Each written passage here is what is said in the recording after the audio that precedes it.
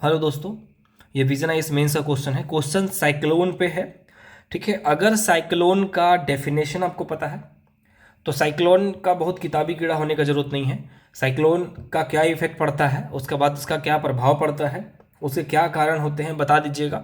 तो एक question of dimension clear हो गया। दूसरा है जिसके बारे में सटीकता नहीं है तो उसको छूना समझदारी नहीं होगा या फिर बच के निकल सकते हैं। देखिए, दो डायमेंशन क्वेश्चन का, चक्रवात के प्रति भारतीय तटीय क्षेत्रों की सुभेद्यता का आकलन करिए। मतलब तटीय क्षेत्र में इसका क्या असर होता है। ठीक है, साथ ही इस संबंध में राष्ट्रीय चक्रवात जोखिम शमन कार्यक्रम NCRMP, national cyclone risk mitigation project, ठीक है, द्वारा अपनाए गए उद्देश्य एवं दृष्टिकोण का भी उल्लेख करिए। ठीक है, भारतीय तटों के बारे में देखिए, यहाँ पूछा है भारतीय तटों के बारे में सुभेद्यता, मतलब भारतीय तटों पर इसका साइक्लोन का क्या असर होता है। तो साइक्लोन का असर पॉजिटिव नहीं होगा। ठीक है, कि आए और आप खड़े हो गए हैं तट के किनारे और जैसे कि कुछ कपल्स होते हैं ना, बहुत अच्छी हवाएं चल रही हैं, बाल लहरा रहे हैं, उस टाइप का नहीं होता है। ठीक है, अगर साइक्लोन आया तो पता चला कि जितना मेकअप है वो भी चला गया। ठीक है, वो अगल बगल आप जो परिवार के साथ गए हैं, परिवार भी कोई अंडमान निकोबार में है, कोई अरेबियन सी में है, इस तरह के झटके वहाँ पे पड़ते हैं। अब देखिए, इसको स्टार्टिंग मैंने जो किया है, पहली बात तो डेफिनेशन इसका देखिए अच्छा ये है, चक्रवात सुविकसित निम्न वायुदाब प्रणाली है जिसमें प्रचंड पवनें प्रवाहित होती है। ठीक है, निम्न, इसको मैं डिफाइन कर दे रहा हूँ। कहने लिखा कैसे मैंने, देखिए यहाँ पर ये मैंने बाद में लिखा है सटीक इंट्रो। सटीक इंट्रो देने से क्या होता है कि जो कॉपी चेक कर रहे हैं उनको ये फील होता है कि एस्पिरेंट ने पढ़ाई अच्छे से करी है। देखिए, चक्रवात एक प्राकृतिक आपदा है जो जिसके तट के समीप आने से तटीय क्षेत्र में भयंकर तबाही होने की संभावना रहती है। अभी हाल ही में ओक्ची साइक्लोन ने सैकड़ों लोगों को जान ली। ठीक है, काम चल रहा है दोस्तों, साइक्लोन कैसे बनता है ये आपको बताना होगा। देखिए देखिए, आप ध्यान से समझिएगा, साइक्लोन जिनको नहीं पता है, पता है वो भी, और ये दोनों काम में आ जाएगा, लिखने में भी। ऐसे समुद्र बना दीजिए, यहाँ सन दिखाइए, सन से यहाँ पर पड़ रहा है, यहाँ पे बन जाएगा लो प्रेशर। लो प्रेशर होगा, हवाएं उठ के ऊपर उठेंगी, ऊपर उठेंगी, तो या तो हवा तेजी से घूमते घूमते इसको कवर करने के लिए आएंगे, क्योंकि यहाँ पे जगह ये खाली हो गया है। तो जो ये खाली हो गया है जगह, तो लो प्रेशर में यहाँ पे क्रिएट होगा, तो हवाएं आएंगी। तो हवाएं घूम के क्यों आती हैं? क्योंकि जब पृथ्वी घूमती है तो उस पर एक बल उत्पन्न होता है जिसको कहते हैं Coriolis force, that is called विक्षेपक बल, जिसके कारण आप हवाएं घूम घूम के आती हैं। तो यहीं पर अगर हवाएं, और जितना ज़्यादा तापमान होगा उतना ज़्यादा ये हवाएं तेजी से उठेंगी, और जब टेम्परेचर इनके फेवरेबल कंडीशन में हो जाता है तो वही बवंडर धीरे धीरे काफ़ी तेज होने लगता है। जैसे कि यहाँ पे धूप पड़ा तो भाप बन के ऊपर जा रहा है, ऊपर जा रहा है, हवाएं आ रही हैं, फिर ऊपर इधर से हवाएं आ रही हैं और ये ऊपर जा रहा है, तो एक साइक्लोन इस तरह से क्रिएट होने लगता है। ठीक है, इस तरह का मैप बता दीजिए और डेफिनेशन दे दीजिए। ये वाला चक्रवात सुविकसित निम्न वायुदाब प्रणाली जिसमें प्रचंड पवनें प्रवाहित होती हैं। ठीक है, बता दिए। ठीक, अब उसके बाद यहाँ पे भारतीय तटीय क्षेत्र में इसकी सुभेद्यता के क्या है, कारण है, या फिर उसके क्या प्रभाव पड़ते हैं। देखिए, सार्वजनिक संपत्ति का नाश होता है, अब इसको डील कर सकते हैं, जान माल की हानि होती है, मछुआरों का जीवन यापन का साधन भी छीन जाता है। ठीक है, बहुत संक्षेप में मैंने लिख दिया है। ठीक है, तटीय क्षेत्रों के मकानों को पुनः बसाने में महीनों लग जाते हैं, कोस्ट गार्ड तथा नेवी के लिए समस्या उत्पन्न होती है। ठीक है, देखिए ऐसा कुछ कुछ है ना, जैसे कि भूकंप है, तो भूकंप में अगर आप, जैसे कि मान लीजिए ये घर बना हुआ है, देखिए ध्यान से, ये घर बना हुआ है तो ये टूट सकते हैं, लेकिन अगर आप मैदान में हैं तो भूकंप के झटके आप बर्दाश्त कर सकते हैं। लेकिन अगर सुनामी आती है ना, तो देखिए यही बवंडर जब अमेरिका साइड में उठता है तो उसको टॉर्नेडो बोलते हैं, समझे।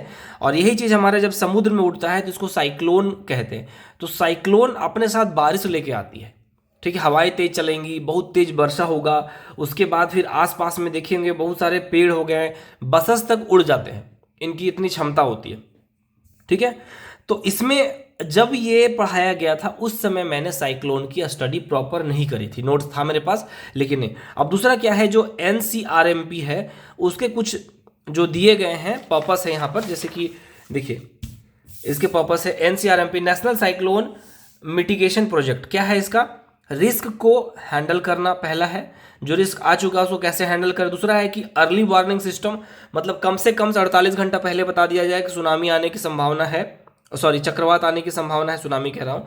ठीक है, लोकल सपोर्ट, क्योंकि देखिए जो लोग, जैसे कि मान लीजिए कि मैं रांची में रहता हूँ, तो रांची एक पठारी इलाका है, तो पठारी इलाका है तो यहाँ पर एक चीज़ हमको पता है कि यहाँ पर जो बोरिंग हो रहा है बहुत ज़्यादा बढ़ रहा है, तो पठारी इलाका मतलब ये यहाँ पे जमीन है तो इतनी ऊंची पे है ऊंचाई पे है रांची, तो अगर इसमें हर लोग अगर बोरिंग करके पानी निकालेंगे तो जल स्तर नीचे चला जाएगा। तो उसी तरह से जो कोस्टल रीजन में रहते हैं उनको आइडिया होता है एक लगभग मोटा मोटी कि हाँ अगर ये वो देख चुके होते हैं कि साइक्लोन आता है तो साइक्लोन को कैसे डील करें, तो यहाँ पे इसीलिए लिखा गया लोकल सपोर्ट।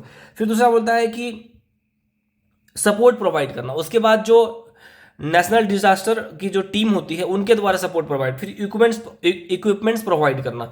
तो ये इसके बारे में मैंने सुन ही नहीं रखा था, ठीक है। तो देखिए यहाँ पर एक चीज है, बहुत यूपीएससी में जब भी आप लिखने जाएंगे हो सकता है आप पूरा पढ़ लेंगे, लेकिन 20 में से 20 क्वेश्चन अगर आप कह रहे हैं, और देखिए क्वेश्चन नंबर 18 है, 15 क्वेश्चन के बाद पसीने छूटने शुरू होते हैं, हाथ थकना शुरू हो जाएगा आपका, ठीक है। उसके बाद लगता है बस 20 किसी तरह कंप्लीट हो जाए।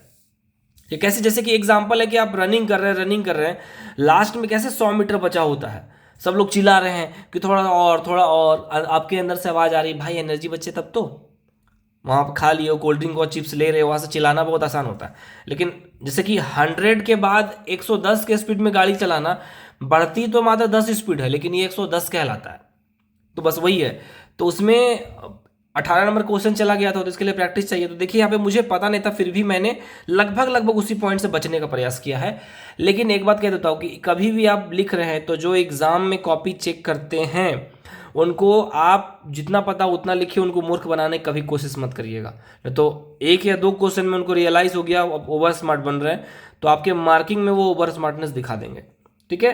दृष्टिकोण, कम से कम जान माल की हानि, ठीक है। एक तटीय क्षेत्र की सुरक्षा, मछुआरों की सुरक्षा।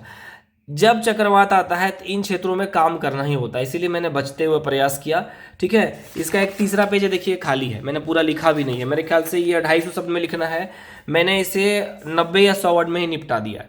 3.5 नंबर मिले हैं, ठीक है।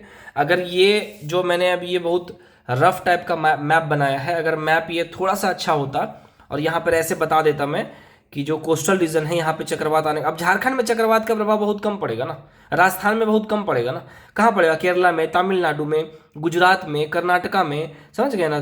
तो ये सब चीज़ों में, उड़ीसा में, ये सब में पड़ेगा क्योंकि they are the coastal regions, ठीक है। तो ये हो गया। तो आई होप मैंने इसे आसान भाषा में समझाने का प्रयास किया। अच्छा लगे तो लाइक कर दीजिएगा, पढ़ने वाले दोस्तों को शेयर भी कर दीजिएगा। Thank you and best of luck to all of you.